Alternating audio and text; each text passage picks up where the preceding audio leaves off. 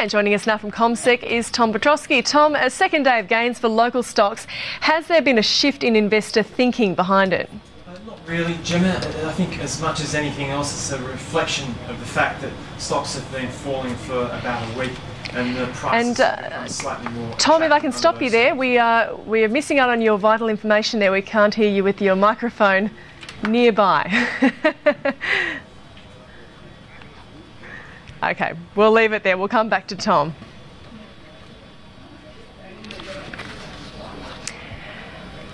And we have all the sport now with Chris Rowe. We have Sportsline coming up next, don't we? And I am wearing a microphone, which is a good start, and we do have plenty coming up on the show. As always, Sportsline in about 5 minutes' time.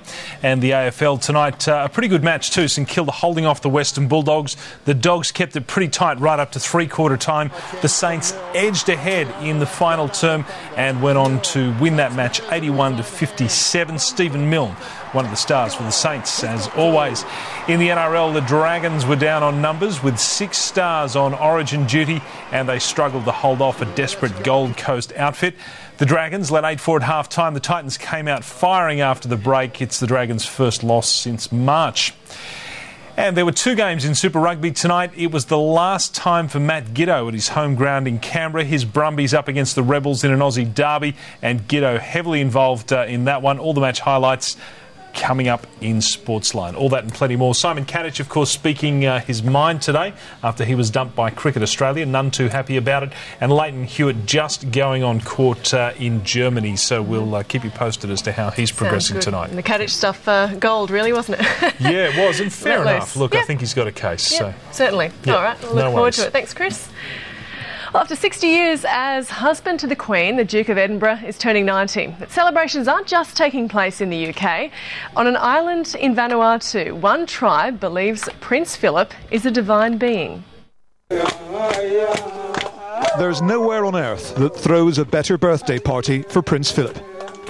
Every year in this village on the island of Tanna, they celebrate on June the 10th because to them he is much more than a prince, a duke or a consort.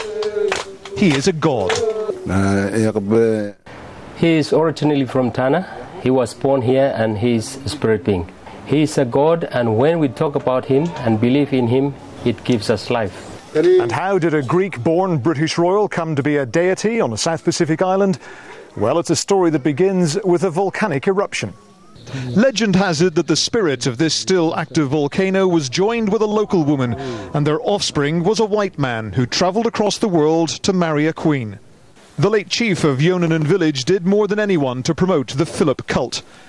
Chief Jack saw the Queen and Duke of Edinburgh when the Royal Yacht Britannia visited the islands in 1974.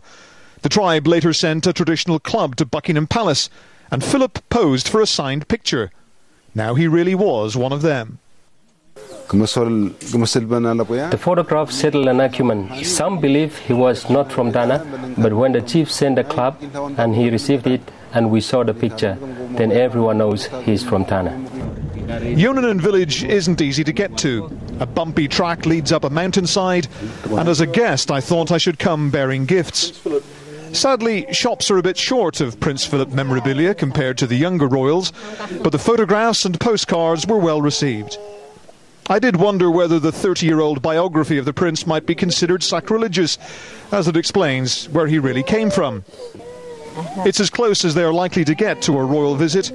They wait patiently every year, but realise their god is getting on a bit and may not be able to make the journey. Ian Woods, Sky News, Tanna, Vanuatu.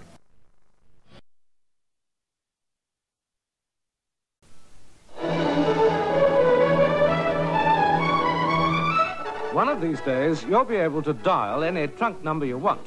The Queen opened the new service at the New Exchange at Bristol and saw an exhibition of old-time telephones. This is the first of the STD exchanges, which means in plain English, subscriber trunk dialing. You dial 3 figures for the town you want before you dial the number. The Queen made the first call. It was to the Lord Provost of Edinburgh, who, as a good Scot, would appreciate the cheapness as well as the efficiency of the new system.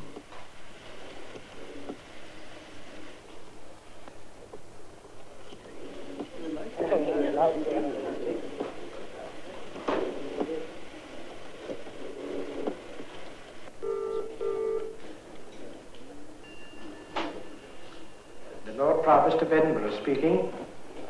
This is the Queen speaking from Bristol. Good afternoon, Lord Provost.